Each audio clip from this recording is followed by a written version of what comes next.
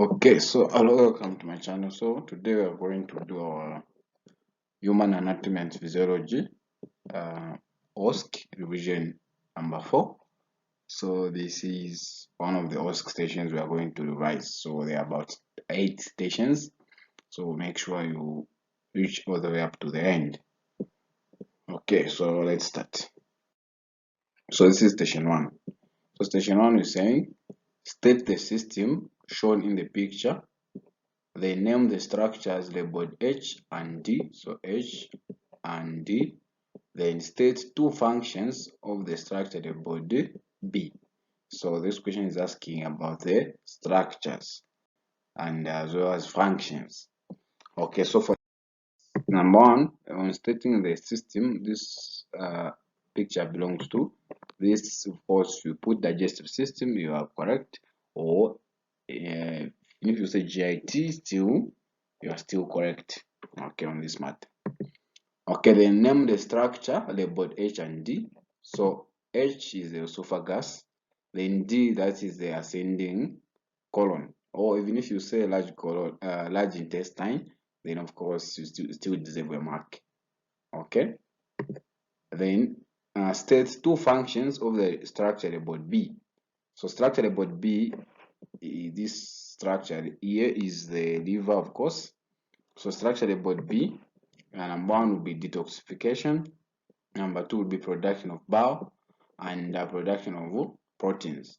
So proteins such as clotting factors, lipoprotein, and as well as albumin. These are some of the functions of the liver. Then the other function is metabolism. So there is metabolism of carbohydrates, proteins, fats, and also it stores glycogen as well. Okay, in short, it stores glucose in form of glycogen. So that's all about this station. So let's move on to the next station. So station 2. So the diagram below represents part of the alimentary canal. So question 1 is saying identify part labeled A. Then the acid, question 2 is saying the acid produced in part B does not destroy its walls. Explain why is this possible? 1 mark. Okay, then question 3, explain why the blockage in part D will disrupt the digestive process in the small intestine. And question 4, state the reasons why part E is regarded as an endocrine as well as an exocrine gland. Okay, so these are the system, and of course this is about the biliary tree. Okay, so the answer. So the part labeled A, if you've seen from here, that is the gallbladder. Okay, then the acid in part B. So part B, that's the stomach. So the question is asking why does the acid, why don't the acid destroy the walls of the stomach? So part B, which is the stomach, has what we call the mucus cells. So those mucus cells produce mucus, which forms a protective layer that lines the stomach and hence protects it from the acid as well as the digestive enzymes. So that's why that is possible. Question 3 was asking about the blockage. Explain why the blockage in part D will disrupt the digestive process in the small intestines. So part D, this is part D. So part D, that is the common bile duct. So the question is more of asking why, if there's blockage in the common bile duct, why is it going to disrupt the digestive process in the small intestine? So blockage in part D will lead to blockage of the bile deposition in the small intestine, specifically the duodenum. The no bile is just same as no emulsification of fats. So in short, there is going to be blockage of bile deposition into the small intestine. So meaning no bowel, no digestive process, specifically no emulsification of fat in the duodenum, which is the small intestine for that matter. Okay. Then station 4, state the reasons or reason why part E is regarded as an endocrine as well as an exocrine gland. So part E, that's the pancreas. So why is the pancreas regarded as endocrine and exocrine? So part E is regarded as an endocrine gland because it secretes hormones like insulin, glucagon directly into the bloodstream. Then it is also regarded as an exocrine gland because it produces pancreatic juice that travels through the pancreatic duct for secretion into the small intestine, particularly the duodenum. That's the reason why we say this is both an endocrine and exocrine. So remember, endocrine glands produce their products or secrete their products direct into the bloodstream, whilst exocrine glands produce their products through a duct. So exocrine glands have ducts where they secrete their glands, whilst endocrine glands are ductless. So endocrine, ductless. Exocrine have ducts. Okay, so let's continue. So start the image below and answer the subsequent questions. So this is question 3. What system is being depicted in the picture or in the image? Then B, state the function for structure about 6 and 7. Then C, differentiate negative and positive feedback mechanisms. Okay, so for this one specifically, the system which is being depicted, you've seen the testes here, you have the ovaries, you have the pancreas, you have the adrenal gland, or the thymus gland, or the thyroid gland. Okay, so this is the endocrine system. Then question 2, state the function for structure about 6 and 7. So for structure about 6, which are adrenal glands, so these ones in terms of the function, since the question is asking about the function for structure 6. So structure 6 produces flight or fight hormones such as noradrenaline and norepinephrine. But remember, these are not the only glands which were produced by the adrenal glands, but the question just wanted one function, and this is the one which is easy to remember: production of fight or flight hormones. So the production of fight or flight hormones are the ones which are responsible for the fight or flight response which we get. Okay, then structure 7, this is the thymus gland, which produce thymosin, which induce T cell differentiation. Then apart from this, the thymus gland also produces thymopoietin, which now activates T cell differentiation or T cell production as well. Okay, then last question was differentiates negative and positive feedback mechanism. Okay, for this one, let's go over to the next slide. Okay, so this question was asking us to differentiate negative and positive feedback mechanism. So I needed a big space for the answer. Okay, so positive feedback is when the effect of a process boosts the stimulus, which increases production of the product. For instance, when a female is giving birth, oxytocin is released, causing contractions. That is positive feedback. Whilst in negative feedback, the effector of the process reduces effect of the stimulus, which in turn decreases production of the product. Again, an example would be when a person is feeling cold, the hypothalamus triggers shivering of the body so as to generate heat for the body. Okay, so that's how we can differentiate negative and positive feedback mechanisms. Hope you have gotten the concept so far, and if you haven't subscribed, please subscribe and the bell notification, and give us a like on this video as well. Let's continue. So station 4, start the images below and answer the subsequent questions.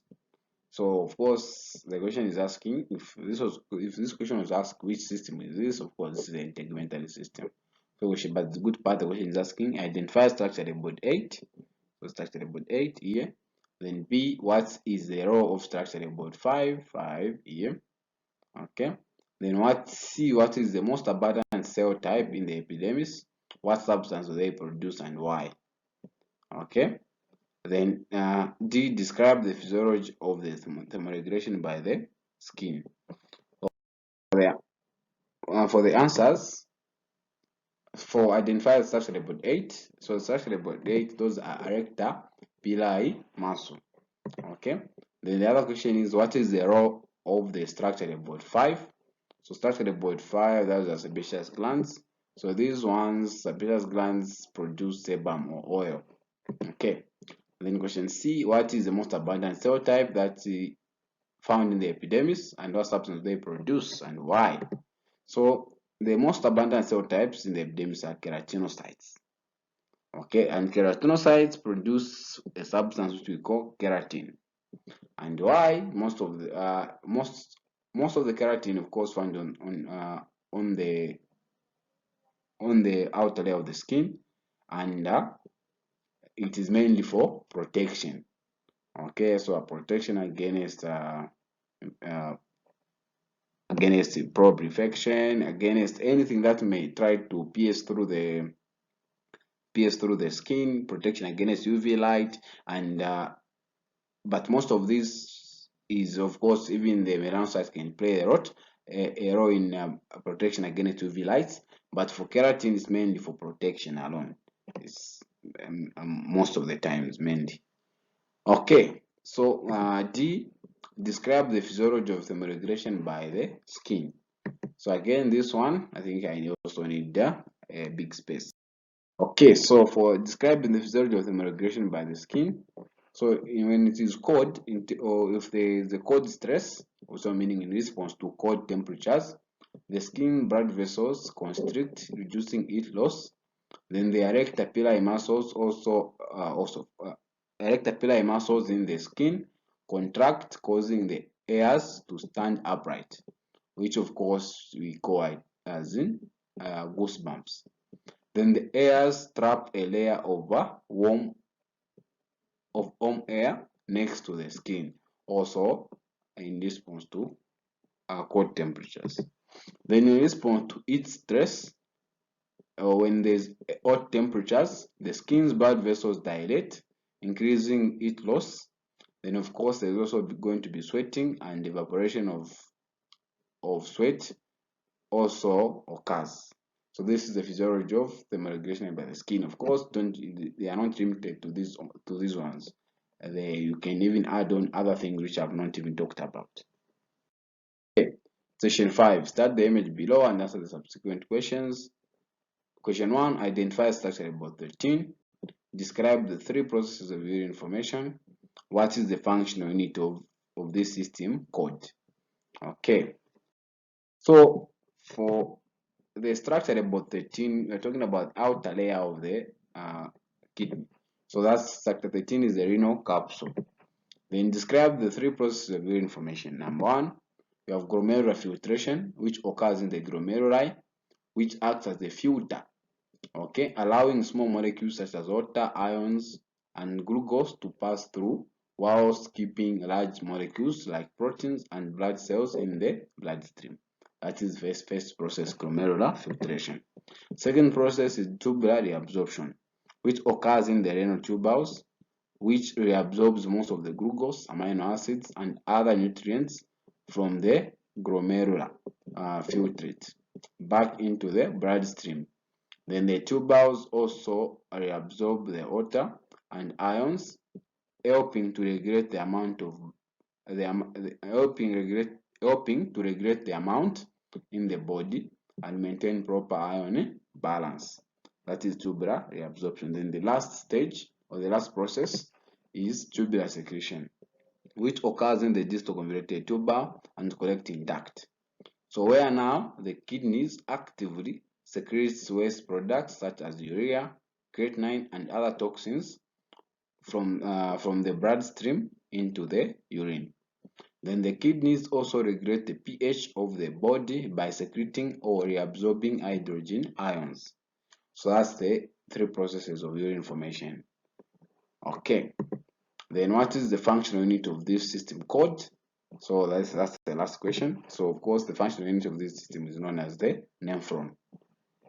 Okay, so let's make progress. Start the image below of a male and answer the subsequent questions. Identify structure board 1 and 13. Structure board 1, this is the structure board 1. Then structure board 13 is structure board 13. Then question B, structure board 12 is enclosed in an erectile tissue called. structure label 12, this one.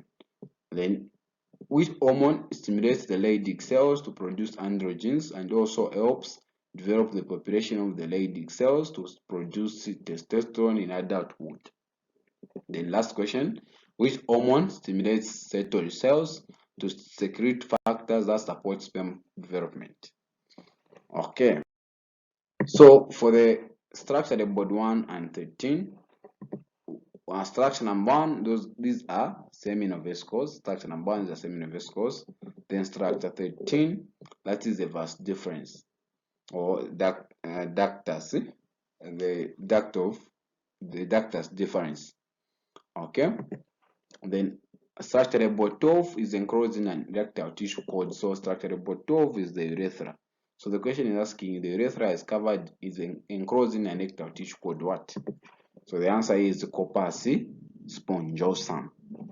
Okay, then which hormone stimulates the Leydig cells to produce androgens and also helps develop the population of the Leydig cells that produce testosterone in adulthood? So this one is luteinizing hormone, LH. The last question, which hormone stimulates the Sertoli cells to secrete factors that support sperm development? Then this one is the follicle stimulating hormone. So follicle stimulating hormone, FSH. So follicle stimulating hormone, it initiates sperm production. Then the luteinizing hormone causes the release of testosterone. Then testosterone is the one now which now promotes maturation of the sperm cells. Okay, so that's it. Then station 7, start the picture. Then which structure is the best site for fertilization? Which layer of the endometrium sheds off during menstruation? Then question 3, what is the function of the structure labeled 14? Then for question 4, write down one function of each of the following hormones in a female, estrogen and progesterone. So for question 1, which structure is the best site for fertilization? So structure 18, so the fallopian tube is of course the best site for fallopian tube. The best site for fertilization, only for fallopian tube. So the fallopian tube is the best site for fertilization, but here just put structure 18. Since the question is asking which structure, so just put 18. Okay, so which layer of the endometrium sheds off during menstruation? So the layer which sheds off is the functional layer of the endometrium, or you can just say functionality layer. It's still one and the same thing. Then what is the function of the structure labeled 14? Structure labeled 14, those are ovaries. So number 1, production of the ovum, which is the egg cell. Number 2, production of hormones such as estrogen and progesterone, and of course other hormones as well. Then write down one function of each of the following hormones in a female: estrogen, progesterone. So in terms of function, estrogen is estrogen thins cervical mucus. It also stimulates female secondary sexual characteristics, of course, during puberty. Then for progesterone, it is the hormone of pregnancy. So in short, it maintains pregnancy. Then another function is to thicken cervical mucus. So there are some of the functions, and we are done with this station. Okay, so next. Then start the picture on cranial nerves below and answer the questions. Question 1, which nervous system do cranial nerves belong to? Then question B, what does the name and the number indicate on the cranial nerve? Then question C, identify the cranial nerve depicted on the picture by the arrow 7. So 7, this one. Okay, so question 1, which nervous system do the cranial nerves belong to? So the cranial nerves belong to the peripheral nervous system. Okay, the PNS. Then what does the name and number indicate on the cranial nerve? So if you have seen cranial nerves, we say CN1, CN2.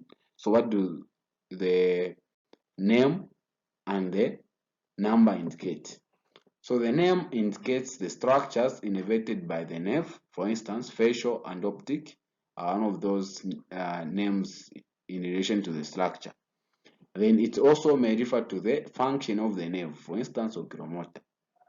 Then the number is designated by the Roman numerals, and these numbers indicate the order of the nerves as they are positioned from anterior to posterior on the brain.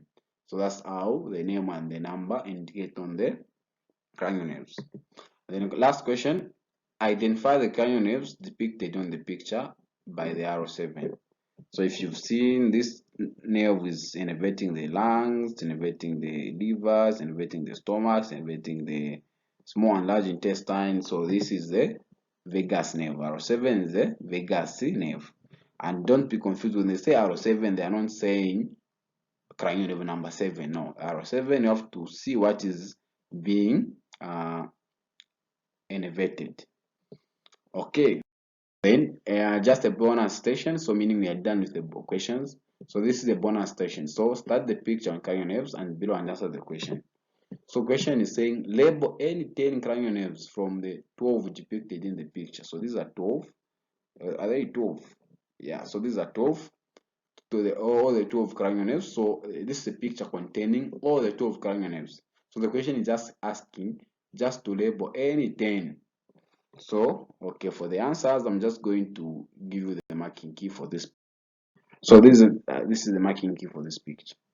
Okay, so let me start from the one which we said the vagus nerve. So this is the vagus nerve that you've seen innervating most of these structures. Then going this side, this is the vestibulocochlear nerve or the auditory. This is actually from the ear.